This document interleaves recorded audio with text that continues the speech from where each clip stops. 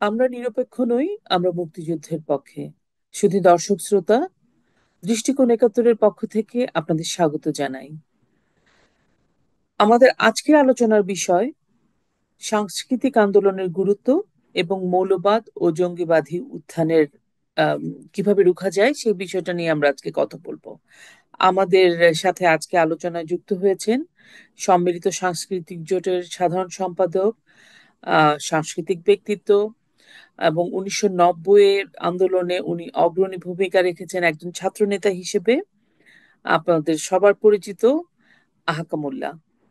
আহকাম ভাই, আপনাকে আমাদের অনুষ্ঠানে স্বাগত জানাই। আপনি কেমন আছেন?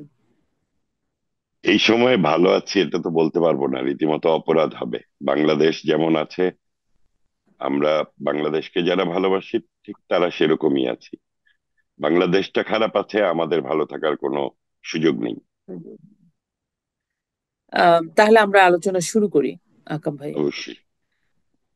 আকাম ভাই, একটা জিনিস অত্যন্ত পরিষ্কার হয়ে গেছে যে বিগত 15 বছর, 7 মাস বা 16 বছর যে আওয়ামী লীগ সরকার ক্ষমতায় ছিল, এই সরকারের ভালো মন্দ মিলিয়ে এত কাজ, এত কিছু, সবকিছু মিলিয়ে কোনো আন্দোলন বা কোনো রাজনৈতিক দল কিন্তু এই সরকারকে আহ মানে এই সরকারকে আহ, পতন করাতে সফল হয়নি। সেই তুলনায় স্বাধীনতা বিরোধী এবং শক্তি, উগ্র মৌলবাদী শক্তি, জঙ্গি গোষ্ঠী কিন্তু এই সরকারের পতন ঘটালো। এ থেকে বোঝা যায় বিগত 2 দশকে একটা অপশক্তি যার পরনাই শক্তিশালী হয়ে গেছিল এবং দেশে মৌলবাদী উত্থান ঠেকাতে মানে সাংস্কৃতিক ব্যক্তিত্বদের আসলে সেইভাবে কিন্তু বিগত 2 দশকে ভাবে কোনো ভূমিকাও দেখা যায়নি। তো আপনি একজন সাংস্কৃতিক ব্যক্তিত্ব হিসেবে আমি জানতে চাই আসলে এই গ্যাপটা কেন হলো। এটা যদি একটু ধারাবাহিকভাবে আমাদেরকে বলতে বলেন, তাহলে বাংলাদেশ রাষ্ট্রের জন্ম কিন্তু একটি সাংস্কৃতিক আন্দোলনের মধ্য দিয়ে এর সূচনা হয়েছিল। 52 ভাষা আন্দোলন, সেখান থেকে বাঙালি জাতীয়তাবাদের উত্থান ঘটে। আর বাঙালি জাতীয়তাবাদের উত্থানের রাজনৈতিক সত্য 1971-এ বঙ্গবন্ধুর হাত ধরে আমরা বাংলাদেশটা পেলাম। তার মানে একটি সাংস্কৃতিক আন্দোলনের রাজনৈতিক রূপ হচ্ছে আমাদের এই 56,000 বর্গ মাইলের বাংলাদেশ, লাল সবুজ পতাকা, আমার সোনার বাংলা, আমি তোমায় ভালোবাসি। এই বাংলাদেশটা, সেই বাংলাদেশটাতে সংস্কৃতি যদি পরাজিত হয় তাহলেই কিন্তু ওই দেশটা পরাজিত হয়। তো এইবার কিন্তু 2024-এর 5 আগস্ট যে পরাজয়টা হয়েছে, এই পরাজয়টা হয়েছে সংস্কৃতি। কিন্তু এই পরাজয়টা কিন্তু একদিনে হয়নি, কয়েক দশক ধরে একটা রাজনৈতিক খেলা চলেছে। 75-এর 15ই আগস্ট দিয়ে কিন্তু এটার শুরু। বঙ্গবন্ধুকে হত্যার মধ্য দিয়ে পাকিস্তানপন্থী মৌলবাদী গোষ্ঠী বাংলাদেশের রাজনীতিতে পুনর্ভাবে সংগঠিত হতে চেয়েছে এবং তারা সংগঠিত হয়েছে। আপনি দেখেন, বাংলাদেশে সাংস্কৃতিক সংগঠনগুলো 1975 পরে যাত্রা শুরু করে 1982 সাল থেকে। প্রথম প্রথম সাংস্কৃতিক সংগঠন হচ্ছে রাজশাহী বিশ্ববিদ্যালয়ের সনদ। 1981 সালে শেখ হাসিনা দেশে আসার পরে কিন্তু সাংস্কৃতিক সংগঠনগুলো প্রথম সংগঠিত হতে শুরু করে। তার মানে বাংলাদেশের রাজনীতিতে শেখ হাসিনার আসা যেমন সংস্কৃতিকে পুনর্ভাবে সংগঠিত করার প্রক্রিয়া শুরু হয়, আবার একদমই 2024-এর 5 আগস্টে শেখ হাসিনার বাংলাদেশ থেকে বিদায়ের মধ্য দিয়ে সংস্কৃতির কবর রচনা হয়েছে। কিন্তু এর মাঝখানে আপনারা বলতে পারেন যে আমরা কতটা ব্যর্থ হয়েছি।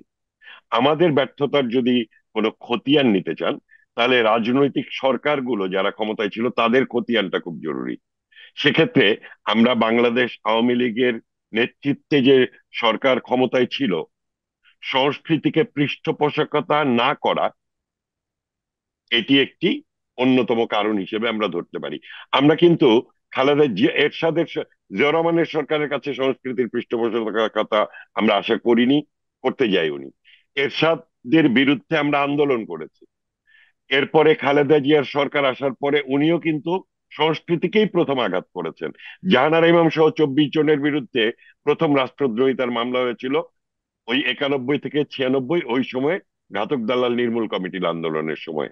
তারপরে শেখ হাসিনা 96 আসেন, তিনি প্রথম অভিনয় কানুন বাতিল করেন, উনি শিল্পকলার এই পুনর্নির্মাণ করেন, আধুনিকায়ন করেন। আমরা আস্তে আস্তে সংস্কৃতি চর্চায় মঞ্চে ফিরে আসি রাজপথ থেকে। কিন্তু এই যে 16 বছর, এই 16 বছরে প্রধানমন্ত্রীর সংস্কৃতির ব্যাপারে তার আহ আবেগ, আকাঙ্ক্ষা সবকিছু আমরা জানি। কিন্তু তিনি যে মন্ত্রীদেরকে দায়িত্ব দিয়েছেন, তারা কিন্তু সংস্কৃতিকে পৃষ্ঠপোষকতা করেনি, তারা সংস্কৃতিকে অনুদান দিয়েছে এবং তারা ভেবেছে সংস্কৃতির জন্য অনেক বেশি করা হচ্ছে। উল্টো ভাবে মৌলবাদীদের তুলনামূলকভাবে পৃষ্ঠপোষকতাও করা হয়েছে। আমি কি ভোটের ইকুয়েশনে হেফাজতে ইসলামের সঙ্গে যদি আমরা ঐক্যটাকে বিবেচনায় নিই, তাহলে সেটি কি কোনোভাবেই আমাদের সংস্কৃতির জন্য ভালো কিছু হয়েছে?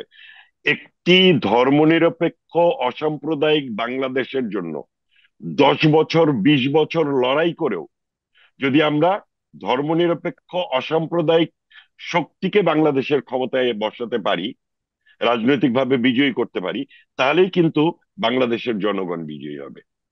এই যে 5 আগস্ট যে ঘটনাটা ঘটেছে 2024-এর, আমি শেষ করব, জাস্ট এইটুকু বলি, এটি কিন্তু এক হিসাবে বাংলাদেশের ভবিষ্যতের জন্য শাপে বর হয়েছে। আমাদের ভেতরে ঘাপটি মেরে থাকা পাকিস্তানি দালালদেরকে আমরা চিহ্নিত করতে পেরেছি, আমাদের ভেতরে ঘাপটি মেরে থাকা মৌলবাদীদেরকে আমরা চিহ্নিত করতে পেরেছি, এবং সংস্কৃতির মানুষ যারা আসলে ধর্মনিরপেক্ষ অসাম্প্রদায়িক বাংলাদেশে বিশ্বাস করে, তারাও একটি চিহ্নিত মানুষ হিসেবে এখন দাঁড়িয়েছে। আপনার এই আয়োজনে আপনি তাদেরকে আনছেন যাদেরকে আপনি চিনেছেন। জুলাই আগস্টের আন্দোলনের ভেতর দিয়ে যে মানুষগুলোকে আপনি চিনতে পেরেছেন, আপনি কিন্তু তাদেরকে আনছেন। অর্থাৎ বাংলাদেশের স্বাধীনতা, সার্বভৌমত্ব, গণতন্ত্র এবং ধর্মনিরপেক্ষতা, এই 3 বিষয়ে যাদের আস্থা অটুট, যারা লড়াই সংগ্রামের ব্যাপারে প্রতিজ্ঞাবদ্ধ, আপনি তাদেরকে ডাকছেন। এবং এরকম একটি আয়োজনে আপনি আমাকেও ডেকেছেন, আমি আপনার প্রতি কৃতজ্ঞতা প্রকাশ করছি।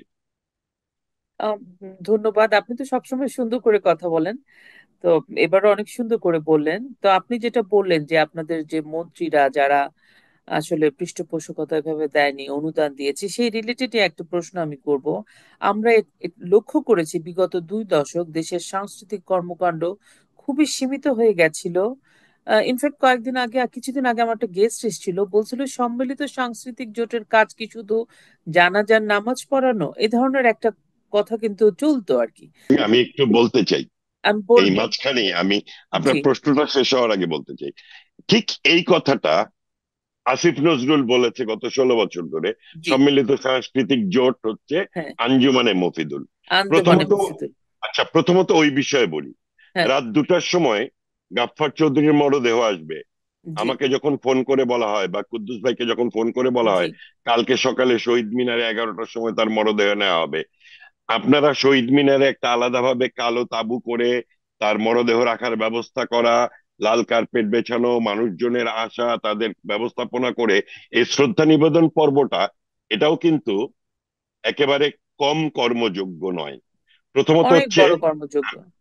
কিন্তু আমরা যে কাজগুলো করেছি তা আসলে আসিফ নজরুলরা দেখতে চায়নি, তারা দেখতে পায়নি। কিন্তু আপনারা কি দেখতে পাননি? সম্মিলিত সাংস্কৃতিক জোট 2022-এর সেপ্টেম্বর থেকে, সেপ্টেম্বরের 2 তারিখে আমি সম্মিলিত সাংস্কৃতিক জোটের সাধারণ সম্পাদক হই। জি। তারপরে আমি বাংলাদেশে সংস্কৃতির তারুণ্য, জি। সারা দেশের সংস্কৃতি কর্মীদের, তরুণদেরকে ঐক্যবদ্ধ করেছি। আমি সারা দেশের সংস্কৃতির নারী, জয় নারী, তাদেরকে ঐক্যবদ্ধ করেছি। সম্প্রীতির বাংলা, সংস্কৃতির বাংলা শিরোনামে একটি অনুষ্ঠানের জন্য একটি আবৃত্তির গ্রন্থিত নিবেদন, একটি গান এবং নাচের গ্রন্থিত নিবেদন, একটি পথনাটক এবং একটি ডকুমেন্টারি করে একসঙ্গে আমরা 64 জেলাতে এই কাজটা করেছি 2022-এর সেপ্টেম্বর থেকে, এবং পুরো 2023 এবং 2024-এর এপ্রিল মে জুন পর্যন্ত।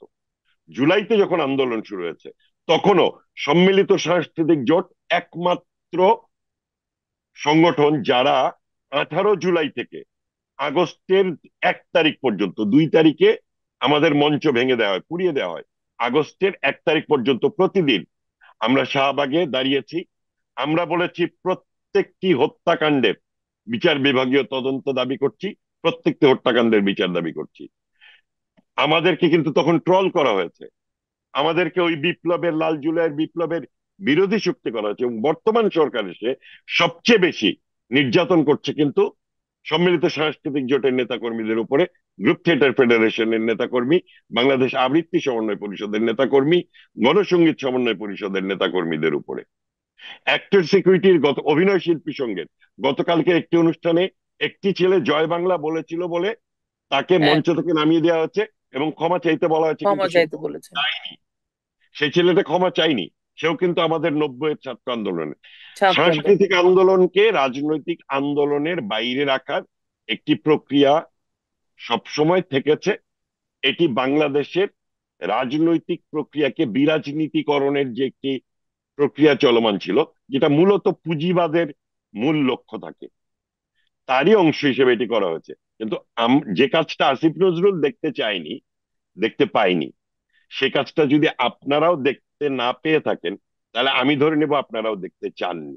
কারণ আমরা অনেক বেশি কাজ করেছি এবং ওই দুঃসময় 18 জুলাই থেকে 1 আগস্ট, এবং 1 আগস্টে শুধুমাত্র সম্মিলিত সাংস্কৃতিক জোটই 15ই আগস্টের শহীদদের স্মরণে এবং 21শে আগস্টের শহীদদের স্মরণে শাহবাগে প্রদীপ প্রজ্বলনও করেছে। কিন্তু আমি আমার, মানে আমরা কি করছিলাম শুধু সেটুকু হ্যাঁ, আপনার বলার এখন চেষ্টা করছি। কেন এটা আমাদের মধ্যে, কারণ অনেক সময় হয় কি যে আম, যে পরিমাণে ওয়াজ আমরা দেখেছি গত আহ, এই যে আপনি আমাদেরকে কত তথ্য দিলেন, হ্যাঁ, তখন এত কিছু হচ্ছিল ওই সময়টাতে যে আমাদের কিন্তু সবকিছু জানার সুযোগ হয়নি।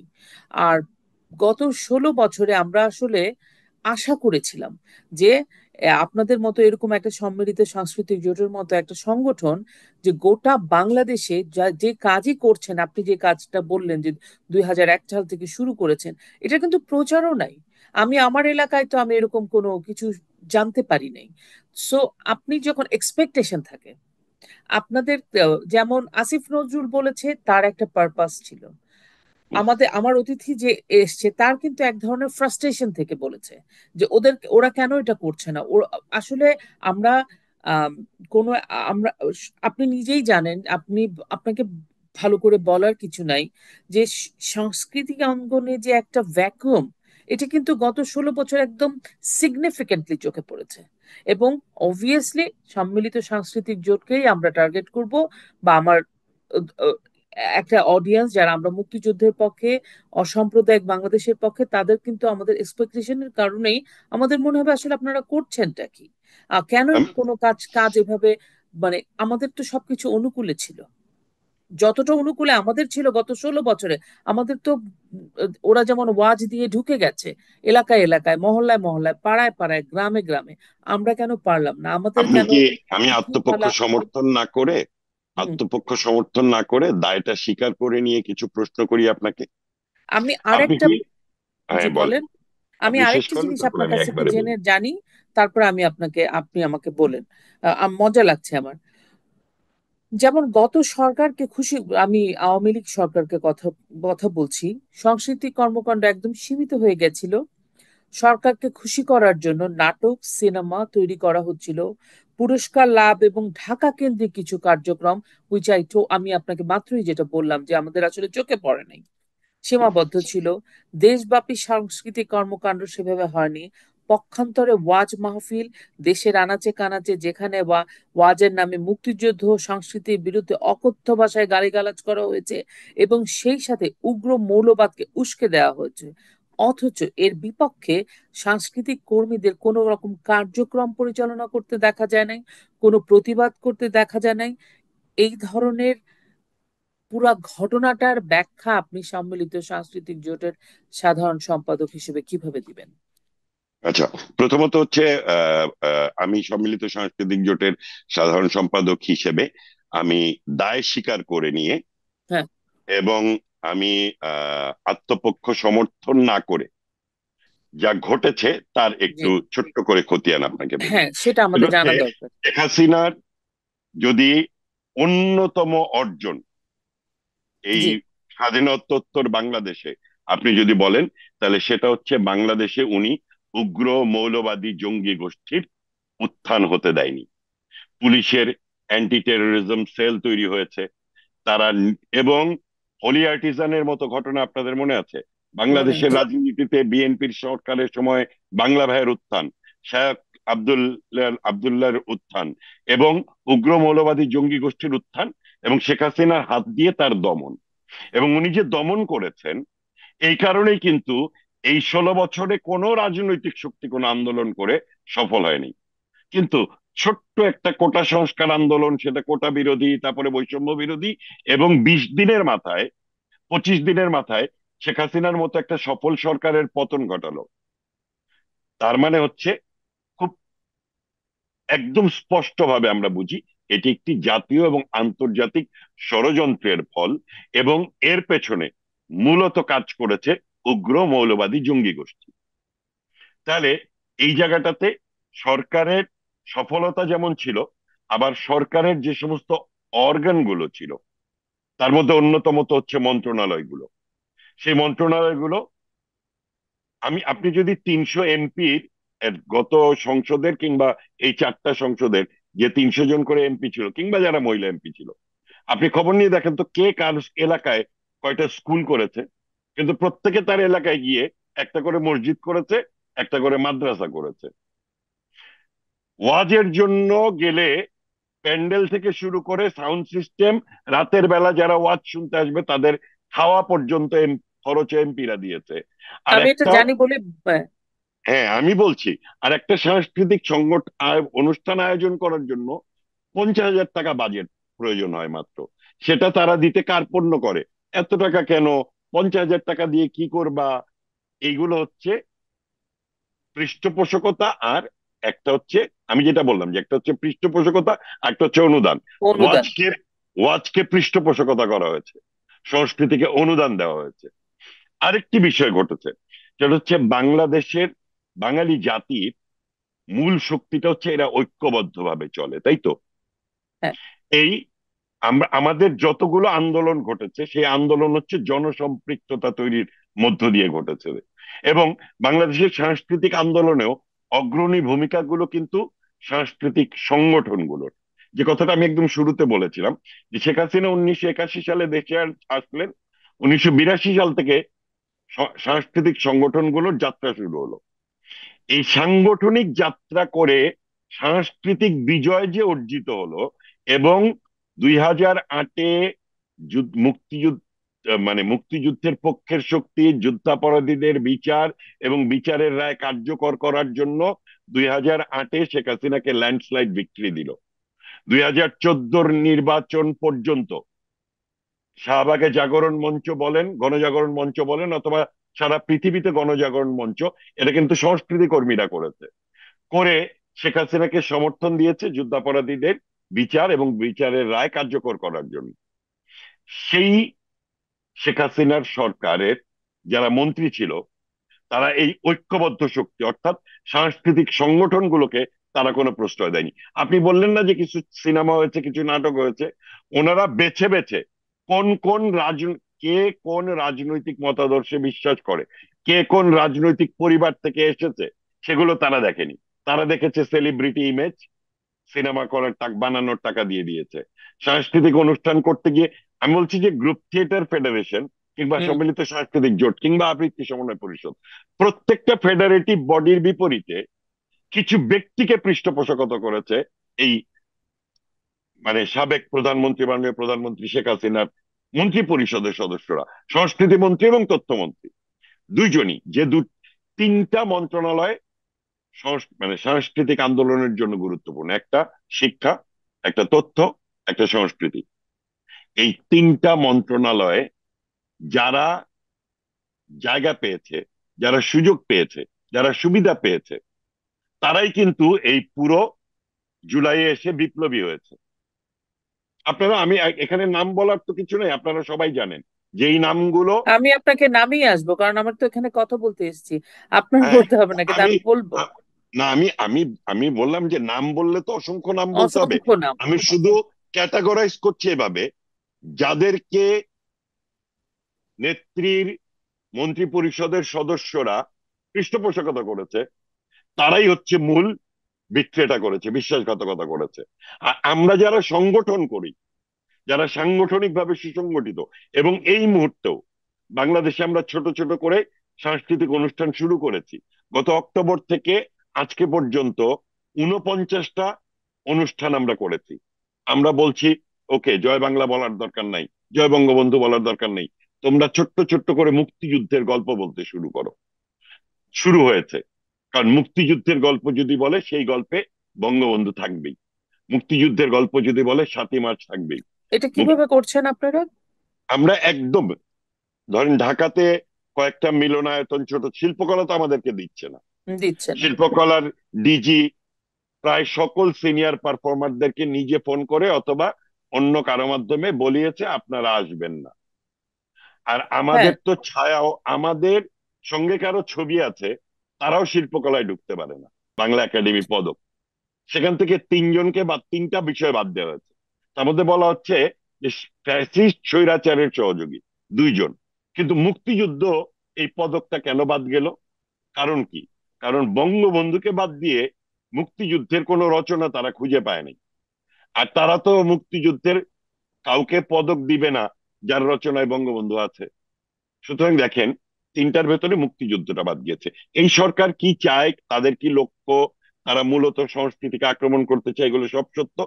কিন্তু আমাকে এই বাস্তবতায় দাঁড়িয়ে আজকে কথা বলতে হচ্ছে, যারা পৃষ্ঠপোষকতা পেয়েছে তারা সবাই বিশ্বাসঘাতকতা করেছে। আর আমরা যারা অতন্দ্র প্রহরীর মতো থেকেছি, যারা সংস্কৃতির কামলা বলে মনে করি, আমরা সেলিব্রিটি হওয়ার জন্য সংস্কৃতি চর্চা করতে যাই না। আমরা রাজপথে শ্রমিক, আমরা সংস্কৃতির শ্রমিক। এই সংস্কৃতির শ্রমিকরা কোনো ধরনের কোনো পৃষ্ঠপোষকতা পায়নি। যা পেয়েছে অনুদান, আবার সমষ্টির বিপরীতে ব্যক্তিকে দাঁড় করানো হয়েছিল। সে খারাপ, তাকে সরিয়ে দেওয়া হোক শিল্পকলার ডিজি থেকে। কিন্তু তার বিপরীতে দাঁড় করানোর জন্য আমি এমন একজনকে শিল্পকলা পরিষদের সদস্য করলাম, কামাল বাইজিদ, যে নাকি যেই দিন মোস্তফা সরোয়ার ফারুকী সংস্কৃতি উপদেষ্টা হয়েছে, সেই দিন যে গ্রুপ থিয়েটার ফেডারেশন যে একটা আন্দোলন গড়ে উঠলো না, যে দেশ নাটকের নাটক করতে দেয়া হলো না, সে আন্দোলনের কবর রচনা করে আসলো মোস্তফা সরোয়ার ফারুকীর পাশে বসে ওই কামাল বাইজিদ। অথচ এই কামাল বাইজিদকে শেখ হাসিনার সরকারের সংস্কৃতি মন্ত্রী শিল্পকলা পরিষদের সদস্য বানিয়েছে, গ্রুপ থিয়েটার ফেডারেশনের প্রতিনিধি হিসেবে। লিয়াকত আলী লাকী তাকে গ্রুপ থিয়েটার ফেডারেশন থেকে বাদ দিল। এরপরে ওই সংস্কৃতি মন্ত্রী তাকে ঢাকা বিভাগীয় প্রতিনিধি হিসাবেও শিল্পকলা পরিষদের সদস্য রেখেছে। তার মানে কি? গ্রুপ থিয়েটার ফেডারেশনের বিপরীতে উনি কামাল বাইজিদকে চুজ করেছে। আর কামাল বাইজিদ জুলাই আগস্টের পরে গিয়ে গ্রুপ থিয়েটার একটি আন্দোলনকে বিক্রি করে দিয়ে আসলো ইউনূস সরকারের সংস্কৃতি উপদেষ্টার কাছে। এই কথাগুলো এত স্পেসিফিক্যালি আপনাদেরকে কেউ কখনো বলেইনি, বলবেও না। কিন্তু আমরা এখন বলছি, আমি বলতে শুরু করেছি। আমি নিশ্চিত করে বলছি, দেশে যারা আছে এরাও বলবে। প্রত্যেকের জীবনের মায়া আছে। আমাকে অনেক সিনিয়ররা ফোন করে, আমি যখন ফেসবুকে টুকটুক করে লিখতে শুরু করি, আমাকে ফোন করে বলেছে যে প্লিজ আমাদের নাম এখন লিখো না, আমরা তো দেশে আছি। হ্যাঁ, অনেকে ভাবতে পারে আমি নিরাপদ আছি, আমি আমেরিকাতে পৌঁছেছি। 2002-এর অপারেশন ক্লিন হার্টে আমাকে আবৃত্তির মঞ্চ থেকে গ্রেপ্তার করে নিয়ে যায় এবং আমাকে পিটিয়ে আমার ঘাড়ের হাড় ভেঙে দেয়। এই নিউ ইয়র্কে এনওয়াইইউ ল্যাঙ্গনে আমার অর্থোপেডিক স্পাইন সার্জারি হয়েছে। আমার ফ্রন্ট ওপেন করে দুটো ডিস্ক বসানো, হুম। টাইটানিয়াম ডিস্ক, ব্যাক ওপেন করে দুটো টাইটানিয়াম রড বসানো। আমার অপরাধ কি ছিল? আমি 91 সালে ছাত্র আন্দোলন করি, তখন ঢাকা ইউনিভার্সিটিতে ইকোনমিক্সে পড়ি, হলে থাকি। মতিউর রহমান নিজামী আসছিল, তাকে মেরেছিলাম। তো এইবার জামাতিরা ক্ষমতায় আসছে, আমাকে মেরে ফেলবে। আমাকে কোনোভাবে জাস্ট ধরে বিমানে প্লেনে তুলে দিয়েছে। আমি ইন্ডিয়া হয়ে নিউ ইয়র্কে এসে এখন আছি। কিন্তু প্রতি মুহূর্তে আমি দেশের সঙ্গে যোগাযোগে আছি। কিন্তু দেশে যে সংস্কৃতি কর্মীরা আছে, তারা আস্তে আস্তে কিন্তু পথ চলতে শুরু করেছে। এরকম না যে এই পথ চলা, বিকজ আমরা বিশ্বাস করি সংস্কৃতির যাত্রায় কোনো জ্যোতি চিহ্ন নেই। আর সংস্কৃতি একমাত্র ক্ষেত্র যেটি বাঙালি জাতীয়তাবাদের উত্থান এবং সেই জাতীয়তাবাদের রাজনৈতিক সত্য হচ্ছে বাংলাদেশ। সুতরাং সংস্কৃতিটাকে আমাদের এগিয়ে নিতে হবে। কিন্তু আমি মাঝখানে একটি কথা বলেছি, খুব লক্ষণীয়, সেটি হচ্ছে যে সাপে বর হয়েছে। আমরা আমাদের ভেতরের অপশক্তিগুলোকে চিহ্নিত করেছি। আমাদের কতটা সুসংগঠিত হতে হবে, অর্থাৎ আমাদের দুর্বলতাগুলো আমরা জানতে পেরেছি। এই জায়গাগুলো চিহ্নিত করে অনেক গুছিয়ে আমাদেরকে আগামী আন্দোলনটা সফল করতে হবে। এবং এই আন্দোলনটা কিন্তু ওখানেই সমাপ্ত হবে এরকম না, যে আগামী 2 বছর, 5 বছর, কিংবা 1 বছর, কিংবা 10 বছর সংগ্রামের ভেতর দিয়ে মুক্তিযুদ্ধের পক্ষের শক্তি ক্ষমতায় আসলো, তার ভেতর দিয়ে সাংস্কৃতিক আন্দোলন শেষ হবে না। সাংস্কৃতিক আন্দোলন তখন শেষ হবে যখন বাংলাদেশের প্রত্যেকটি মানুষ, ধর্ম যার যার, উৎসব সবার, এটা বিশ্বাস করবে। বাঙালি, আদিবাসী প্রত্যেকেই বাংলার সন্তান। আমার বাংলার হিন্দু মা মন্দিরে যায়, তার সন্তানের জন্য প্রার্থনা করে, সেটি বাংলার সন্তান। আমার মুসলমান মা হিজাব পরে সেজদায় যায়, তার সন্তানের জন্য প্রার্থনা করে, সেই সন্তানগুলো বাংলার সন্তান। আমার বৌদ্ধ মা, আমার খ্রিস্টান মা, কিংবা আমার আদিবাসী মা, তারা যেই সন্তানের জন্যই প্রার্থনা করে, সেই সন্তানগুলো বাংলার সন্তান। সেই প্রার্থনায় কোনো মৌলবাদী জঙ্গি গোষ্ঠীর জন্য প্রার্থনা থাকবে না। এই জায়গাটাতেই আমাদের সফলতা এবং ব্যর্থতার জায়গা নির্ধারিত হবে। এবং এটি একটি আন্দোলন ছিল। 47-এ দেশভাগের পরে বঙ্গবন্ধুর যে প্রথম বোধোদয়, যে ধর্মের ভিত্তিতে এই রাষ্ট্র ভাগ করা ঠিক হয়নি, এবং তারপর থেকে যে সাংস্কৃতিক আন্দোলন, তারই ধারাবাহিকতায় বাংলাদেশ।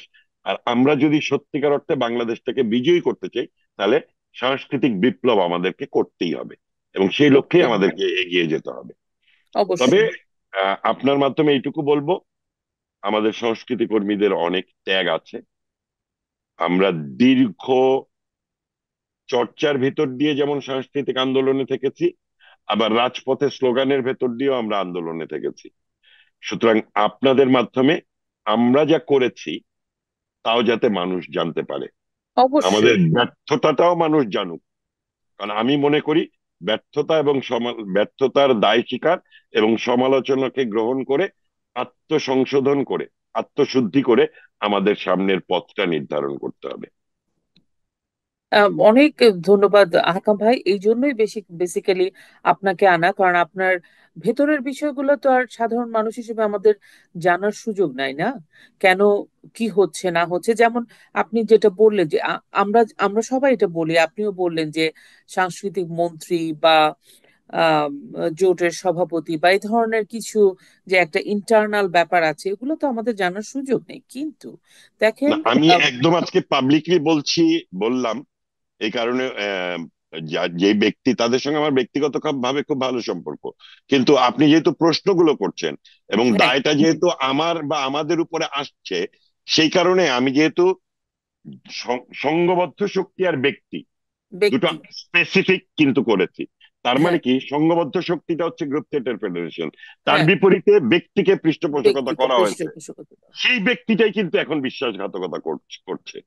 এক্স্যাক্টলি, যেমন আমরা একটা তথ্য জিনিস বলি। মন্ত্রণালয়ে যে সেলিব্রিটিদের কথা আপনারা বলবেন, মানে আপনারা সবাই জানেন, আমরাও জানি, তারা কে বিগত সরকারের তথ্য মন্ত্রণালয় থেকে সুবিধা পায় নাই, বলেন এ তো? হ্যাঁ, একটা নাম বলতে পারবেন? আকাম ভাই, অনেক এইগুলো, যেমন ধরেন আমাদের যে মানে সব জায়গায় আমরা বলি ছাত্রলীগে অনুপ্রবেশ, ছাত্র স্বেচ্ছাসেবক লীগে, আওয়ামী লীগে অনুপ্রবেশ, সাংস্কৃতিক অঙ্গনেও কিন্তু যথেষ্ট অনুপ্রবেশ আপনি দেখেন। উম, আমার সাংস্কৃতিক অঙ্গনে তো ম্যাক্সিমামই আসলে আমাদের এই যে অসাম্প্রদায়িক বাংলা, আমাদের চেতনা, আমাদের যে চারটা মূলনীতি, এগুলো আমরা ধারণ করি, এই ধরনের খুব স্পেসিফিক্যালি আমরা চিনি। কিন্তু হুম। দেখেন, যখন নাকি বঙ্গবন্ধুর উপরে একটা চলচ্চিত্র হলো, ওইখানে কিন্তু তিশা চান্স পেল কাজ করতে, আজকে যার হাজবেন্ড হচ্ছে আহ ফারুকী, রাইট, উপদেষ্টা। আপনি শুধু এটা This- দেখছেন তো, হুম। মোস্তফা সারোয়ার ফারুকী, মুজিব বর্ষ, এবং হ্যাঁ, এই যে 2024-এর নির্বাচনে আওয়ামী লীগের যে বিভিন্ন টিম কাজ করেছে, তার প্রত্যেকটা টিমের কাছ থেকে সে কাজ পেয়েছে এবং কাজ কোটি পেয়েছে। কোটি টাকার কাজ করেছে। ইভেন দা আপনাদের যে বাংলা একাডেমি ডিজি, সেও কিন্তু প্রচুর কাজ করেছে। মানে আপনি এই যে মানে হ্যাঁ। আপ- আমি তো বললাম যারা পৃষ্ঠপোষকতা পেয়েছে তারাই বিশ্বাসঘাতকতা করেছে, আর যারা আগেও লড়াই করেছে, এখনো লড়াই করছে, ভবিষ্যতেও লড়াই করবে, সেই লোকগুলো চিহ্নিত, তারা কিন্তু আছে। তারা আছে জয় না? বাংলার সাথে আছে, তারা আছে। বাংলাদেশের সাথে কিন্তু আছে, আপনি তারা দেখেন, ধর্মনিরপেক্ষতার সাথে আছে, সাথে এবং আছে, গণতন্ত্রের সাথেও আছে। সাথে আছে। তো এই ব্যর্থতা, আকাম ভাই, আহ মানুষ আসলে সফলতা হলে, সফল হলে তো সফল হলোই, ব্যর্থতা থাকলে এটা তো কালেকটিভ একটা বিষয়। আমরা দেখবোই, কারণ এটা 16 years, it's a long period of time না? অনেক সুযোগ ছিল অনেক কিছু গুছিয়ে ফেলার, যেটা তো হয়নি। উল্টা ওই শক্তিটা অনেক শক্তিশালী হয়েছে, কারণ আপনি যদি অর্থনৈতিকভাবে ওদেরকে স্বাবলম্বী করা হয়েছে, অ্যাজ ইফ স্বাবলম্বী করা হয়েছে আমাদেরকে অ্যাটাক করার জন্য, মুক্তিযুদ্ধকে অ্যাটাক করার জন্য। এবং আমি আমরা আপনাকে আমি আপনাকে একটু বলি। আমি 2022-এ, মানে 2020-এ, মুজিব বর্ষে আবৃত্তির কনভেনার ছিলাম আমি, মুজিব জি বর্ষে। তো তারপর পরই করোনা শুরু হলো। আমি ওই করোনার মধ্যেও প্রায়, মানে প্রত্যেকটা জেলাতে করেছি, বেশ কিছু উপজেলা লেভেলে একদম মাঠ পর্যায়ে গিয়ে আমি মুজিব বর্ষের আয়োজন করেছি, মূলত আবৃত্তির আয়োজন। এবং তারপরে বঙ্গবন্ধু আবৃত্তি উৎসব করলাম বাংলাদেশ আবৃত্তি সমন্বয় পরিষদ থেকে, যেহেতু আমি আবৃত্তি সমন্বয় পরিষদেরও সাধারণ সম্পাদক, আসাদুজ্জামান নূর সভাপতি। তো বঙ্গবন্ধু উৎসবে মাননীয় প্রধানমন্ত্রী প্রধান অতিথি, আমরা মাননীয় প্রধানমন্ত্রীর কাছ থেকে অনুমোদন নিলাম যে জাতীয় আবৃত্তি পদকটা আমরা দেব। এবং বঙ্গবন্ধু মেমোরিয়াল ট্রাস্টের সভাপতি হিসেবে তার কাছে অনুমোদন চাইলাম যে জাতীয় আবৃত্তি পদকের শিরোনাম বঙ্গবন্ধু শেখ মুজিব জাতীয় আবৃত্তি পদক। বঙ্গবন্ধু উৎসব করলাম, মানে কয়েক লক্ষ টাকা খরচ করে, 50 লক্ষ টাকার অধিক টাকা খরচ করে আমি বিশাল 7 দিন ব্যাপী উৎসব করলাম। প্রধানমন্ত্রী প্রধান অতিথি, আমরা উৎসব করলাম। আপনি জানেন মন্ত্রণালয় আমাকে মাত্র 4 লাখ টাকা দিয়েছিল। আর সেই মন্ত্রী ব্যক্তিদের আবৃত্তি চর্চার জন্য প্রত্যেকটা ডিভিশনাল হেডকোয়ার্টারে 3 লক্ষ টাকা করে দিয়েছে। প্রত্যেকটা ডিভিশনে 3 লাখ, মানে 3 × 8 = 24 লাখ। আর বঙ্গবন্ধু জাতীয় আবৃত্তি উৎসবে আমরা পেয়েছিলাম 4 লাখ। চাল। আমি আপনাকে বলছি এই কথাগুলো কিন্তু আজকে এসে বলার কারণ হচ্ছে যে যারা, আমরা যারা ভবিষ্যতে রাজনীতি করবো, আমি রাজনীতি, আমি সরাসরি বাংলাদেশ আওয়ামী লীগের রাজনীতির সঙ্গে সম্পৃক্ত, আমি ছাত্রলীগ করেছি। আমি সম্মিলিত সাংস্কৃতিক জোটের নেতৃত্বে থাকি, কিংবা আমি বাংলাদেশ আওয়ামী লীগের সাংস্কৃতিক উপকমিটির সঙ্গে কাজ করি। যেভাবে কাজ করি না কেন, আমি তো বাংলাদেশের, বাংলাদেশকে বিজয়ী করবার জন্য সংস্কৃতি কর্মীদের হয়েই কাজটা করব, লড়াইটা করব। ভবিষ্যতে এই ভুলগুলো যাতে, আমরা মুক্তিযুদ্ধের পক্ষের শক্তি যদি ক্ষমতায় আসে তাহলে যাতে এই ভুলগুলো না করতে পারে, যে কারণে আমি বলছি কথাগুলো। যেই ব্যক্তিগুলো সংস্কৃতি মন্ত্রীর কাছ থেকে ওই পৃষ্ঠপোষকতা পেয়েছিল, তারাই বর্তমানে শিল্পকলা একাডেমির ডিজির সাথে নিয়মিত মিটিং করছে, তারা আবৃত্তি করছে, হ্যাঁ তারা সবকিছুতে তারা আছে। তারা এর আগের সংস্কৃতি মন্ত্রীরও পৃষ্ঠপোষকতা পেয়েছে। আমি বলছি যে বঙ্গবন্ধু জাতীয় আবৃত্তি, মাননীয় প্রধানমন্ত্রী আমাদেরকে 2 কোটি টাকা দিলেন এর পরে, উৎসবের পরে। এবং সেটাকে আমরা এফডিআর করে রেখে আমরা আবৃত্তি সমন্বয় পরিষদের কার্যক্রমগুলো পরিচালনা করছিলাম। এখন তো সবকিছুই বন্ধ হয়ে গেছে, কিন্তু আমাদের কাজগুলো আমরা আস্তে আস্তে শুরু করেছি। যেটা বললাম যে সাপে বর, যেটা হচ্ছে যে ভুলগুলো আইডেন্টিফাইড হয়েছে। ব্যক্তিকে পৃষ্ঠপোষকতা করে যেমন কখনোই একটি জাতিকে জয়ী করা যায় না। জাতিকে জয়ী করতে হলে সমষ্টিকে পৃষ্ঠপোষকতা করতে হবে। আপনি একজন ব্যক্তি শিল্পীকে ডেকে এনে 5 লাখ টাকা দিলেন, সে অনেক জনপ্রিয়, 50টা গান শুনিয়ে গেল, সে এই সরকারের কাছেও আবার 5 লাখ টাকা পেলে ওই গানগুলোই গাইবে বা অন্য কোনো গান গাইবে। যাদের লক্ষ্য জনপ্রিয়তা, যাদের লক্ষ্য হচ্ছে ওই টাকা উপার্জন, তাদের কাছ থেকে আপনি তো রাজনৈতিক অঙ্গীকার আশা করতে পারেন না। হ্যাঁ, যেমন আকাম ভাই, আমি বাংলা একাডেমির ডিজি ভুল বলেছি, শিল্পকলা একাডেমির যে মানে মহাপরিচালক যখন হ্যাঁ, হলেন, তখন দেখলাম সৈয়দ জামিল আহমেদ জেন উনি হলেন। তখন দেখলাম আপনাদের অঙ্গনে আমাদের পরিচিত যারা নাকি সবাই খুব অ্যাপ্রিসিয়েট করছিলেন, আমাদের একটা পজিটিভ ধারণা ছিল যে আচ্ছা যাই হোক একটা কিছু না হয় ভালো। আমি আমি আমি করিনি, আমি চুপ ছিলাম, কারণ আমি আপনাদের জানতাম যে অনেককে আমি দেখেছি যে আমাদের, আমি যাদেরকে চিনি যারা নাকি আসলে আমি জানি যে তাদের তাদের আদর্শ, তারা তাদের জায়গায় ঠিক আছে, কিন্তু তারাও কিন্তু একটা ভুলের মধ্যে ছিলেন যে না আসলে যা ভাবছি তা নয়। তো সব আদ- জায়গায় এত ভুল এত ভুল, এটার তো একটা কস্ট আছে না? আমার আমাদের কথা হচ্ছে কষ্টটা যে বেশি হয়ে আমাদের গেছে। আমাদের হ্যাঁ, আমাদের কষ্টটা বেশি হয়েছে কারণ আমরা সেই সুযোগটা দিয়েছি। আমরা শুধু ষড়যন্ত্র ষড়যন্ত্র বলে নিজের দায় অস্বীকার করব, সেটা হতে পারে না। আমি বা কিন্তু প্রথমে বলেছি, আমি আমার দায় স্বীকার করছি। আমি বাংলাদেশের সাংস্কৃতিক আন্দোলন গড়ে তুলতে ব্যর্থ হয়েছি, এটা সত্য যে আমি পৃষ্ঠপোষকতা পাইনি, কিন্তু আমি আমার ব্যর্থতা তো স্বীকার করতে হবে।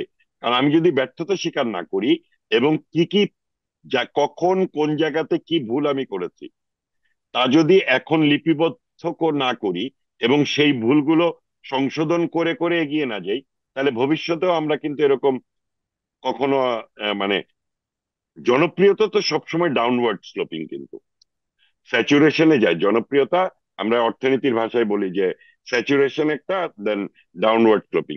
তো আমাদের কিন্তু ঊর্ধ্বমুখী যাত্রা যেমন থাকে, একেবারে চূড়ায় যখন পৌঁছে যাব তারপরে কিন্তু খুব স্বাভাবিকভাবেই নিম্নমুখী যাত্রা থাকবে। সুতরাং যারা এই আন্দোলনে আমাদের সঙ্গে বিশ্বাসঘাতকতা করেছে, তারা আসলে তাদের নিম্নমুখী যাত্রাকে ত্বরান্বিত করেছে। কিন্তু আমাদের এখনো উপরে ওঠার সুযোগটা রয়েছে, জায়গাটা রয়েছে, আমরা আমাদের লক্ষ্য অর্জনের দিকে এগিয়ে যেতে পারবো। কিন্তু আকম ভাই, এখানে আমি একটা প্রশ্ন করি আপনার কাছে। সেটা হচ্ছে যে যেমন আপনি বললেন যে আমাকে যদি পার্সোনালি বলেন যে আপনি বাইরে আছেন, কারণ এই যে বাইরে আছেন বলে, সেফ আছেন বলে আপনি কথা বলতে পারছেন, আপনি জানাতে পারছেন, আপনি আপনার মোবিলাইজ করতে পারছেন, which is also important, right? এটাও খুবই দরকার। সো এটা নিয়ে আমি কথা বলছি না, কিন্তু এই যে মনে করেন মামুনুর রশিদ কে শিল্পকলা একাডেমিতে নিষিদ্ধ করা হলো, ইভেন তো লালন উৎসব হয় না, মেয়ে নারী ফুটবলারদের খেলা বাতিল করার জন্য হামলা মানে অনেক কিছু হচ্ছে কিন্তু কন্টিনিউয়াসলি আমাদের কালচারাল, তারপরে স্পোর্টস, নারীদেরকে ইয়ে করা, এগুলো কিন্তু প্রতিনিয়ত আমরা নানা ধরনের বাধার সম্মুখীন হচ্ছি এবং করতে দেওয়া হচ্ছে না কোনো অনুষ্ঠান। এই অবস্থাতে গত 6 মাসে সেই রকম ভাবে প্রতিবাদ করার মতো অবস্থায়, কারণ আমরা যদি কালেকটিভলি যখন একত্রিত হয়ে নামা যায় তখন কিন্তু আপনি নিজে একজন যে 90-এর ছাত্র আন্দোলনের নেতা, আপনাকে বলার কিছু নাই। তো ওইভাবে প্রতিবাদ দেখছি না কেন আকাম ভাই? আমি আপনাকে একটা কথা বলি, সেটা হচ্ছে যে আহ, যারা এই জুলাই আগস্টের আন্দোলনের ভেতর দিয়ে যারা এখন ক্ষমতায় আছে, তাদের তো একটি রাজনৈতিক লক্ষ্য আছে আছে। এবং তারা তো একটি ঐক্যবদ্ধ রাজনৈতিক শক্তি, যাদের জাতীয় এবং আন্তর্জাতিক মদতও আছে। এবং আমাদের ভেতরে ঘাপটি থাকা মানুষগুলো তাদের পক্ষে কাজ করেছে বলেই তো তারা এই জায়গাতে আসতে পেরেছে। এর বিপরীতে রাজনৈতিক শক্তি হিসেবে আওয়ামী লীগই কিন্তু এখনো দাঁড়াতে পারছে না। তাহলে আমাদেরকে যদি সত্যিকার অর্থে বাংলাদেশে মুক্তিযুদ্ধের চেতনার একমাত্র ধারক গত 16 বছরের ভেতরে, সেটা আওয়ামী লীগই, বাংলাদেশ আওয়ামী লীগ। আওয়ামী লীগের সঙ্গে বাম কিছু ছোট ছোট সংগঠন মিলিয়ে 14 দলীয় জোট যদি আমরা ধরি, তার বিপরীতে এই জুলাই আগস্টের আন্দোলনের পুরো রাজনৈতিক শক্তিটাই কিন্তু আওয়ামী লীগ সরকারের বিরুদ্ধে গিয়েছিল। কিন্তু এই ইউনূস সরকারের অধীনে যে যারা দায়িত্বটা নিয়েছে, ডক্টর ইউনূস সহ যারা দায়িত্বটা নিয়েছে, তারা যে একেবারেই উগ্র মৌলবাদী জঙ্গি রাজনৈতিক শক্তিকে পুনঃপ্রতিষ্ঠিত করার জন্য এবং প্রো পাকিস্তানি রাজনৈতিক শক্তিকে বাংলাদেশে পুনঃপ্রতিষ্ঠিত করার জন্য কাজ করছে, এটি কিন্তু রাজনৈতিক শক্তিগুলোর বুঝে উঠতে খুব বেশি সময় লাগেনি। না। তাহলে বাংলাদেশে আওয়ামী লীগই তো এখনো কথা বলতে পারছে না। আসলে আপনার কি মনে হয় আওয়ামী লীগ কখন কথা বলতে পারবে? বাংলাদেশে ক্রিয়াশীল যে রাজনৈতিক দলগুলো আছে, সেই রাজনৈতিক দলগুলোর ভেতরে একটি বড় অংশ যখন মনে করবে যে বাংলাদেশ আওয়ামী লীগকে আবার বাংলাদেশের রাজনীতিতে প্রয়োজন, অর্থাৎ বাংলাদেশ আওয়ামী লীগের পক্ষে বর্তমানে ক্রিয়াশীল রাজনৈতিক শক্তিগুলো যখন কথা বলতে শুরু করবে, তখন বাংলাদেশ আওয়ামী লীগ নামতে পারবে। আবার বাংলাদেশ আওয়ামী লীগ যখন নামতে পারবে, তখনই গিয়ে বাংলাদেশের সংস্কৃতি কর্মীরা আবার সংগঠিত ভাবতে নাম সংগঠিত ভাবে নামতে পারবে। তার আগে হঠাৎ করে আমি আজকে বললাম যে ভাই আপনারা কালকে 20 জন প্রতিবাদের কবিতা পড়তে শুরু করবেন, পরের দিনই তো 20 জনকে জেলখানায় নিয়ে যাবে, অথবা 2 জন মেয়েকে নিয়ে রেপ করে দিবে। আমরা মানে এই ভয়ঙ্কর পরিস্থিতিতে বাংলাদেশ কিন্তু আছে।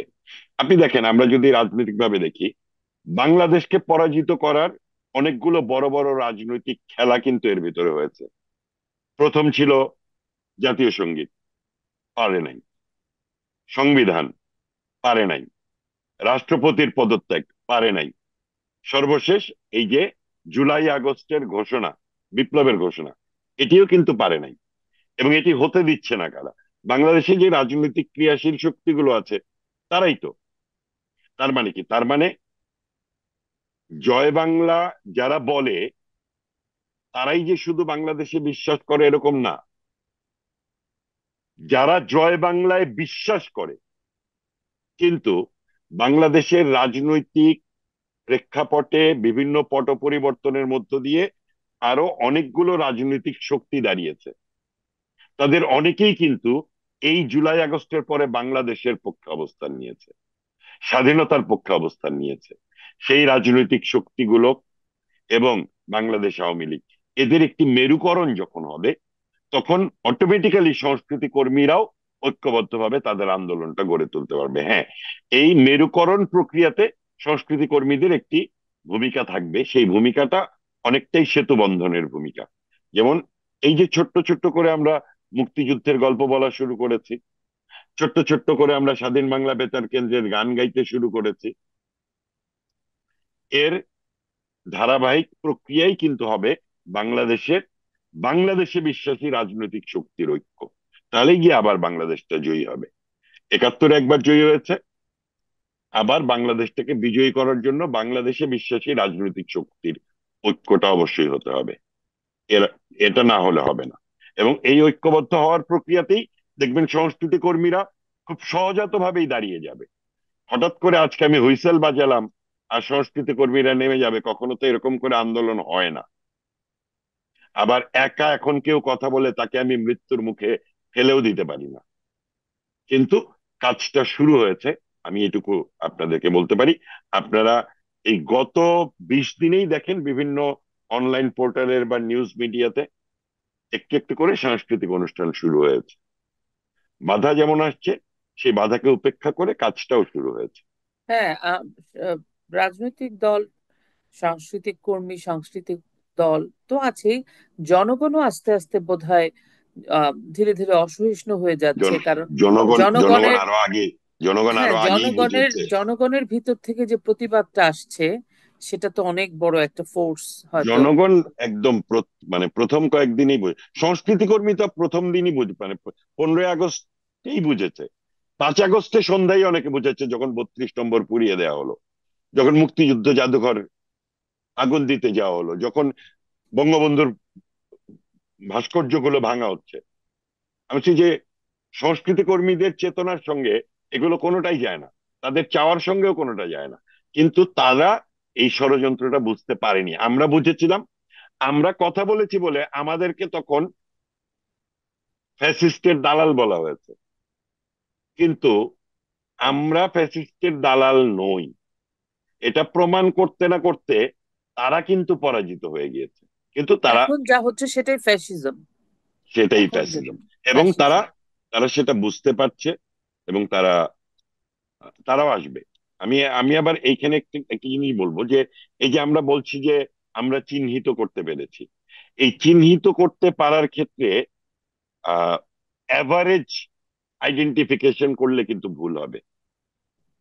অ্যাভারেজ কিন্তু বেশিরভাগ মানুষ এই জুলাই আগস্টের আন্দোলনে শেখ হাসিনার সরকারের বিরুদ্ধেই গিয়েছে। অ্যাভারেজ মানুষ, সেই অ্যাভারেজকে বাদ দিলে আমরা একটা বড় অংশকে কিন্তু আমাদের শত্রু বানিয়ে ফেলবো। আমরা যদি মিত্র তৈরি করে এগোতে পারি, তাহলে অবশ্যই একেবারে সুনির্দিষ্টভাবে রাজনৈতিক রাজ্যে মানে উগ্র মৌলবাদী জঙ্গি গোষ্ঠীর রাজনীতি পাকিস্তান মানে বাংলাদেশ বিরোধী রাজনীতি, পাকিস্তান পন্থী রাজনীতি, এই বিশ্বাসের, রাজনৈতিক বিশ্বাসের মানুষগুলোকে আইডেন্টিফাই করতে হবে। গড়পড়তা সবাইকে আইডেন্টিফাই করলে আমরা ভুল করব। ওই সময় কিন্তু লাল জুলাইয়ের বিপ্লবী হওয়াটা একটা জনপ্রিয়তার মাপকাঠি ছিল, কে কতটা বিপ্লবী। তো যারা জনপ্রিয় হতে চেয়েছে তারা সবাইকে আমি আমার বিপরীত শক্তি কিন্তু মনে করি না।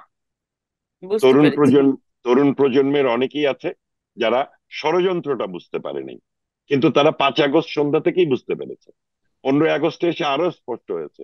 এরপরে 7ই মার্চ যখন নাকি অস্বীকার করা হয়, যখন বলা হয় নতুন স্বাধীনতা দিবস খুঁজবে, যখন সংবিধান সংশোধন করার নামে ধর্মনিরপেক্ষতা, গণতন্ত্র, গণতন্ত্র ছাড়া সমাজতন্ত্র, জাতীয়তাবাদ এবং আহ ধর্মনিরপেক্ষতা, গণতন্ত্র জাতীয়তাবাদ এবং সমাজতন্ত্র, এই তিনটাই ফেলে দিল, রাখলো ফেলে শুধু দিল গণতন্ত্র। মানে গণতন্ত্র। 4টা খুঁটির উপরে আমার দেশ দাঁড়ানো, 4টা খুঁটির 3টা খুঁটি তারা ফেলে দিচ্ছে। সুতরাং সংস্কৃতি কর্মীদের কিন্তু এখন আর বুঝতে অসুবিধা হচ্ছে না, এবং আমাদের কিন্তু দরজাটা উন্মুক্ত রাখতে হবে। উম, পরীক্ষিত পরীক্ষিত ভাবে যারা আসলে রাজনৈতিক ভাবে মুক্তিযুদ্ধের চেতনায় বিশ্বাস করে তাদের ফিরে আসার সুযোগটা যেমন রাখতে হবে। আবার আমরা যা ভুল করেছি, ওই যে বললাম, ব্যক্তি আর সমষ্টি, সমষ্টিকে ঐক্যবদ্ধ করে আমাদের লড়াইটা করতে হবে। অনেক ধন্যবাদ আহকাম ভাই, আমরা একদম শেষ দিকে চলে এসেছি। আমার একটা খুবই গুরুত্বপূর্ণ বিষয় আপনার কাছে থেকে জানতে চাই। আপনি তো 90-এর আহ স্বৈরাচার বিরোধী আন্দোলনে একদম ফ্রন্টিয়ারে আপনি একজন ছাত্র নেতা ছিলেন। তখনও আপনারা আন্দোলন করেছেন, আপনারা আপনাদের লক্ষ্যে পৌঁছেছেন, এরশাদ পতন হয়েছে, আপনারা আপনাদের যার যার বিদ্যালয়ে যার যার পড়াশোনার কাজে যে যার কাজে ফিরে গেছেন। এখনো কিন্তু এরা বলছে এটা 24-এর ছাত্রদের আন্দোলন। এইবার তো আমরা দেখতেই পাচ্ছি আসলে এই যে ছাত্ররা কি করছে। সবচেয়ে বড় কথা যে এই যে মব ভায়োলেন্স, ইভেন প্রধান যে উপদেষ্টা উনি ছাত্রদেরকে বা আমার ছাত্ররা আমাকে এনেছে, ছাত্রদেরকে এক প্রকার উনি হাতিয়ার করে লেলিয়ে দেওয়ার মতো একটা অবস্থা। সেখানে শিক্ষক অপমানিত হচ্ছে, মুক্তিযুদ্ধ অপমানিত হচ্ছে, স্বাধীনতা অপমানিত হচ্ছে, বঙ্গবন্ধু অপমান, কেউ বাদ নেই। সাংস্কৃতিক কর্মীরা অপমানিত হচ্ছে, শাহরিয়ার কবিরের মতো মানুষ জেলে পড়ে আছে, একটা মানবাধিকারের জন্য সারা জীবন লড়াই করে গেছে। শাহরিয়ার শাহরিয়ার কবির, মুনতাসির মামুন স্যার এবং আমি, জি, আমরা তিনজনই কিন্তু অপারেশন ক্লিন হার্টের সময় অ্যারেস্ট হয়েছিল। অ্যারেস্ট হয়েছিলেন। তো এই যে কারণটা কি? একটা কারণ আমরা ঘটনা, মানে জামাত বিরোধী শক্তি হিসেবে সংস্কৃতি কর্মীদেরকে আমরা ঐক্যবদ্ধ করার প্রক্রিয়াতে ঐক্যবদ্ধ। ছিলাম। তো এখানে আমার আমরা প্রশ্ন, তিনজনই গ্রেফতার হয়েছিলাম ওই হ্যাঁ, সময়। আমার প্রশ্নটা হচ্ছে এই যে আপনাদের আন্দোলন, ওটাও ছাত্রদের আন্দোলন ছিল, কত সুন্দর করে করে আপনারা সমস্ত রাজনৈতিক নেতাদের হাতে ক্ষমতা দিয়ে আপনারা কিন্তু আপনাদের কাজে ফিরে গেছেন। কোনো কিছু চাওয়া পাওয়া নাই একদম। এই জন্য খুবই পিওর বলা হয় যে এখানে স্বার্থের কোনো ব্যাপার নাই, দেশের জন্য আমি আপনারা ঝাঁপিয়ে পড়েছেন। আমি আমি এই আপনার আন্দোলনের সাথে একটু কম্পারিজন করে আপনি আমাদেরকে আপনার একটু প্রশ্ন যদি আমি বুঝতে ভুল না করি, তাহলে আপনি বলতে যাচ্ছেন 90-এর ছাত্র গণ অভ্যুত্থান গণ আর অভ্যুত্থান, 24-এর ছাত্র গণ মানে ওরা যে অভ্যুত্থানের বলে, ব্যাপারে আমি তো বলি বলবো প্রহসন। যারা বলছে। এখন হ্যাঁ, আমি ওই জায়গাতেই আসবো।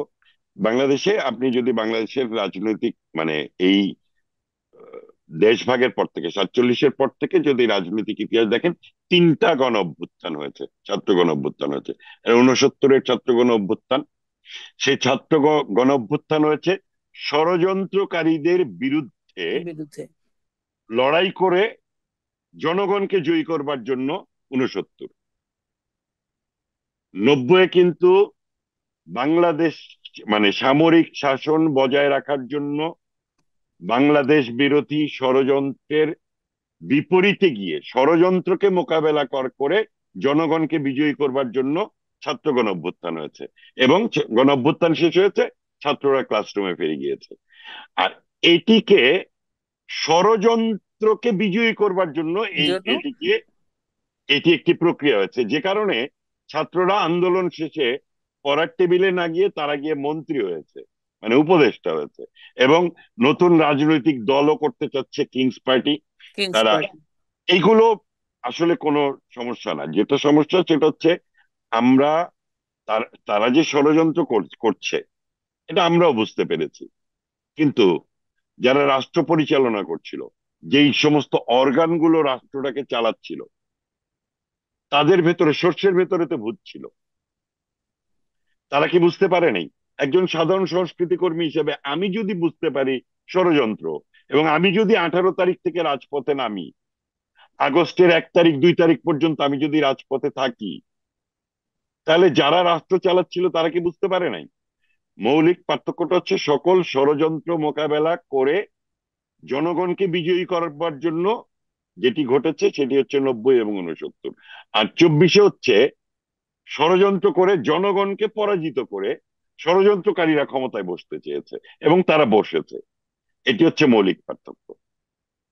সুতরাং একটা ষড়যন্ত্রকে বিজয়ী করবার জন্য আর একটা ষড়যন্ত্রকে মোকাবেলা করবার জন্য আমরা 90-এর আন্দোলনে ষড়যন্ত্র মোকাবেলা করে জনগণকে বিজয়ী করবার জন্য আন্দোলন করেছিলাম। আমি হচ্ছে যে 90-এর আন্দোলনে 23 নভেম্বর থেকে শুরু হলো। আচ্ছা, মানে এরশাদের পেটোয়া বাহিনীর বিরুদ্ধে আন্দোলন। 27 নভেম্বর ডাক্তার মিলন মারা গেল। মারা গেলেন 27 থেকে 6 ডিসেম্বর ডিসেম্বর। এরশাদের পতন হলো। ওকে। এই যে 23 নভেম্বর, কিংবা 87-তে নূর হোসেনের মারা যাওয়া, নূর মারা যান। হোসেনের মৃত্যু, কিংবা 83-তে জাফর জয়নাল দীপালি দীপালি। এ, মারা যাওয়া, এরা তো সবাই 90-এর আন্দোলনের শহীদ। শত সহস্র মানে শহীদ 90-এর আন্দোলনে। কিন্তু সেটিকে আমরা আমাদের গণতান্ত্রিক আন্দোলনের অংশ হিসেবে তাদেরকে বীর আখ্যা দিয়েছি, শহীদ আখ্যা দিয়েছি। কিন্তু এরা যে বিপ্লবী বিপ্লবী করছে এবং লাল জুলাইয়ের বিপ্লবী বলে তারা যে জিনিসটা করতে যাচ্ছে, এটি কিন্তু স্পষ্টতই বোঝা যায় যে যেহেতু তারা ষড়যন্ত্র করেছে, সুতরাং ষড়যন্ত্রের সঙ্গে যারা সম্পৃক্ত ছিল তাদেরকে কোনো না কোনো ভাবে তো তাদের বেনিফিটেড করতে হবে। এই আন্দোলনে যে পুলিশটা মারা গিয়েছে, সেই পরিবার, সে কি মানুষ না? ওই জন্য তো ইন্ডেমনিটি দিয়ে দিল। যে পুলিশটাকে, এবং বাংলাদেশের রাজনীতিতে 3বার ইন্ডেমনিটি, একটা ইন্ডেমনিটি। 75, 15ই আগস্ট, একটা operation clean heart, clean heart. আর একটা হচ্ছে এই। তার মানে কি তারা অন্যায় করেছে বলেই তো, মানে ইন- ওটাকে জাস্টিফাই, মানে ওটাকে ইন্ডেমনিটি কেন দেবে? হ্যাঁ, হ্যাঁ, সেটাই তো। বিচার করা বিচার করা যাবে না কেন, এ আইন করতে হবে। তার কেন মানে আইন তারা আইন করতে হবে? তারা অপরাধ করেছে বলেই তো তাদেরকে ইন্ডেমনিটি নিতে হচ্ছে। দিতে হচ্ছে। আহ, আকাম ভাই, আপনার সাথে কথা বলে খুব ভালো লাগলো, কারণ আমি একটা টক শোতে শুনছিলাম, তো ওরা কখনো কখনো 90-এর গণ অভ্যুত্থানের সাথে এই আন্দোলনের তুলনা করে, যেটার আমি আসলে আকাশ পাতাল তফাৎ। আকাশ আশা। পাতাল কোনোভাবেই, কারণ এটার কোনো তুলনা হয় না। আমার দৃষ্টিতে আমি একটাই ব্যাখ্যা এই আন্দোলনকে দিতে পারি, যারা এটার পৃষ্ঠপোষকতা দিচ্ছে এবং যার যেসব ছাত্ররা আমরা দেখতে পাই সামনে আছে, উপদেষ্টা হয়েছে, তাদের একটাই লক্ষ্য আবার পাকিস্তানের আহ দুই ভাই মিলন হওয়ার একটা ব্যাপার। আর 90-এর ব্যাপারটা ছিল বাংলাদেশ কে আবার গণতন্ত্রে ফিরিয়ে আনার যে একটা আন্দোলন, সেটা তো তো চেতনাগত ভাবেই তো একটা পার্থক্য আছে, সুতরাং ছাত্র এখন হলেই তো হবে এই না। আধুনিক বিশ্বে কিন্তু একটি রাষ্ট্র কিন্তু আরেকটি রাষ্ট্রকে দখল করে না কিন্তু।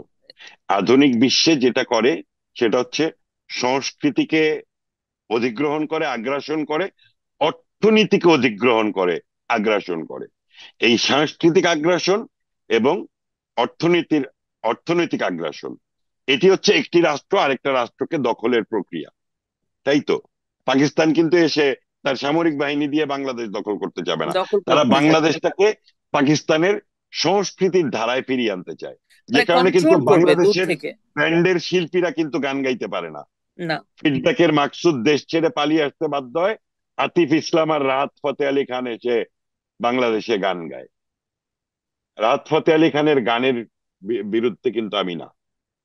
কিন্তু আমার কথা হচ্ছে, আমার দেশের শিল্পীদেরকে গান গাওয়ায় নিষেধাজ্ঞা দিয়ে রাহাত ফতে আলী খানকে গান গাওয়ানোর ভেতরে একটি সাংস্কৃতিক আগ্রাসন আছে। আকাম ভাই, মনে হয় যে অনেক আমরা আবারও একবার কথা বলবো, আবারও একটা, আপনার যদি সময় হয়, কারণ না, অনেক আমিও কথা না। আপনাদের কাছে অনুরোধ করব, শুধু আমাকে না, আপনারা সাংস্কৃতিক আন্দোলনের বিভিন্ন ধাপে বাংলাদেশে যারা আছে কিংবা দেশের বাইরে যারা আছে, পারলে 1-2 জন স্বাধীন বাংলা বেতার কেন্দ্রের শিল্পীদেরকে আনা।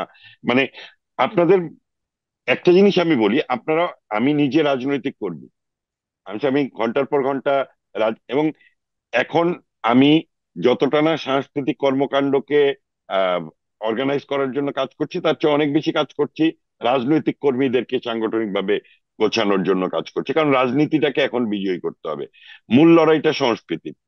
সুতরাং আপনারা যদি একটু সংস্কৃতি কর্মীদেরকে আনেন, যেমন আপনি অবশ্যই। রথীন্দ্রনাথ রায়কে কিন্তু পাবেন না কিছুদিন পরে, আর মানে বয়স হয়েছে। কাদেরী কিবরিয়াকে পাবেন না। যারা এখনো আছে তাদেরকে দিয়ে আপনি 5 মিনিট হলেও কথা বলিয়ে রাখেন। অবশ্যই, থ্যাংক ইউ এই আমাকে বলার কথাটা জন্য। আগামীর বাংলাদেশের জন্য খুব বেশি প্রয়োজন হবে। যেমন আমি অবশ্যই। জানি রথীন্দ্র এখন নিউ ইয়র্কে আছেন, কাদেরী কিবরিয়া আমেরিকাতে আছেন, আপনাদের আসাদ চৌধুরী তো মারা গেলেন, উনি থাকলে এই উনি সময় চলে ওনাকে গেছেন। ওনাকে ওনাকে আমরা মানে উনি এই সময় খুব শক্ত করে কথা, আমার মনে আছে আমি সাংস্কৃতিক জোটের সাধারণ সম্পাদক হওয়ার পরে আমি নিউ ইয়র্কে এসে নিউ ইয়র্ক থেকে টরন্টো গেলাম, ওখানে উনি ছিলেন। ওই দিন আমাকে একটা ছোট্ট করে ঘরোয়া আলোচনা হচ্ছিল, ওখানে উনি বললেন যে আকাম, তোমাকে কমিটমেন্ট করতে হবে, প্রতিজ্ঞা করতে হবে যে বাংলাদেশটাকে তুমি আবারও বাঙালির বাংলাদেশ করার লড়াইটা তুমি করবে। তার মানে দেখেন, কবিরাজের সত্যদ্রষ্টা, স্বপ্নদ্রষ্টা, উনি 2022-এ কথাটা আমাকে বলছেন। উনি 23-এ মারা গেলেন, উনি 22-এ আমাকে মৃত্যুর অল্প কিছুদিন আগে কিন্তু আমাকে উনি বলেছেন, এই কথাটাই বলেছেন। এবং উনি বুঝতে পেরেছিলেন যে বাংলাদেশটা ভেতরে ভেতরে ক্ষয়ে হয়ে যাচ্ছে। যাচ্ছে। সেই ক্ষয়টা উনি টের পেয়েছিলেন। আজকে ওনার মতো একজন কবি থাকলে কথা বলতে পারতো। আমি 75-এর 15ই আগস্টের পরে একজন নির্মলেন্দু গুণকে আমরা পেয়েছিলাম, আর এখন আমরা কবিদের ভেতরেও সাহস করে কথা বলার মানুষ পাচ্ছি না। সময়টা এত খারাপ আমাদের জন্য, কিন্তু আশা এত করি খারাপ। এটা কাটিয়ে আমরা উঠে যাব। তবে হুইসেল দিয়ে আন্দোলন হবে না, আমাদেরকে একটু একটু করেই এগোতে হবে। আম, আকাম ভাই, আপনার সাথে কথা বলে অনেক ভাল লাগলো। আমরা একদমই অনুষ্ঠানের শেষ পর্যায়ে চলে আসছি। আপনি 2 লাইনে আমাদের তরুণদের জন্য যদি কোনো আবৃত্তি করতে চান, কিছু বলতে চান। অনেক আমাদের অনুষ্ঠান অনেক তরুণরা দেখে, অনেক ফিডব্যাক পাই তাদের জন্য। আমি মানে যেই কবিতা এখন পড়তে দিচ্ছে না, 7ই মার্চ অস্বীকার করা হচ্ছে, কবি নির্মলেন্দু গুণের ওই স্বাধীনতা শব্দটি কিভাবে আমাদের হলো, ওটার শেষ অংশটুকু পড়ছি। একটি কবিতা পড়া হবে, তার জন্য সে কি ব্যাকুল প্রতীক্ষা মানুষের। কখন আসবে কবি, কখন আসবে কবি। শত বছরের শত সংগ্রাম শেষে রবীন্দ্রনাথের মতো দৃপ্ত পায়ে হেঁটে অতঃপর কবি এসে জনতার মঞ্চে দাঁড়ালেন।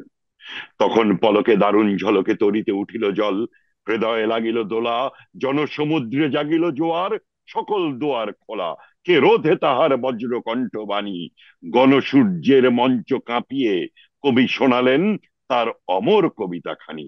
এবারের সংগ্রাম আমাদের মুক্তির সংগ্রাম, এবারের সংগ্রাম স্বাধীনতার সংগ্রাম। সেই থেকে স্বাধীনতা শব্দটি আমাদের, স্বাধীনতা শব্দটি আমাদের হয়েছে, কিন্তু বঙ্গবন্ধুর সেই এবারের সংগ্রাম মুক্তির সংগ্রাম, এই বাংলাদেশকে মুক্ত করার সংগ্রামটা আমরা করতেই চাই। আমি সব শেষে বলবো, জয় বাংলা, জয় বঙ্গবন্ধু, বাংলাদেশ চিরজীবী হোক। শুধু দর্শক শ্রোতা, আশা করি আমাদের কথা আপনাদের ভালো লেগেছে। আগাম ভাইয়ের কথা আহ অনেক কিছু, পুরো পুরো অনুষ্ঠানটা যদি আপনি শোনেন আপনারা, তাহলে বুঝতে পারবেন যে কত গুরুত্বপূর্ণ কথা উনি বলেছেন। এবং আমাদের আসলে আমাদের দেশটাকে রক্ষা করতে হবে, এর সংস্কৃতি চর্চা করতে হবে, আমাদের বাচ্চাদেরকে শেখাতে হবে। আর আরেকটা জিনিস আমি বলবো, যেটা হাকাম ভাই একটু বললেন যে আন্দোলনে অনেকেই চলে গেছিল, কিন্তু সবাই আহ একটা স্পিরিটে চলে গেছিল, একটা কারণে হয়তো তাদের কাছে মনে হয়েছিল এই আন্দোলনে যুক্ত হতে হবে। কিন্তু 5ই আগস্টের বিকাল বেলায় কিন্তু তারা বুঝে গেছিল যে আসলে না, আমরা যে জন্য গিয়েছি আসলে এই আন্দোলনটা আমাদেরকে ব্লাফ দেওয়া হয়েছে। দেশের কথা বলে, দেশাত্মবোধক গান গেয়ে, বঙ্গবন্ধুর ভাষণ শুনিয়ে আমাদেরকে প্রতারিত করা হয়েছে। তারা এখন অনুতপ্ত, অনুশোচনায় ভুগছে। এবং আমরা যেন তাদেরকে দূরে সরিয়ে না দিই, কারণ ভুল করবে মানুষ, তারপর শিখবে। তারপর আমাদের আসলে একতাবদ্ধ হতে হবে, আমাদেরকে এক হতে হবে। আমাদের শক্তি অর্জন করার জন্য। এই লড়াই আমাদেরকে জিততে হবে। আপনারা সবাই ভালো থাকবেন। আগামীতে আরো এরকম আরো আমরা অন্য কোনো অতিথির সাথে এ ধরনের আলোচনা হবে। আমাদের সাথে সংযুক্ত থাকবেন। দৃষ্টিকোণ ৭১ চ্যানেলকে সাবস্ক্রাইব করবেন। জয় বাংলা, জয় বঙ্গবন্ধু।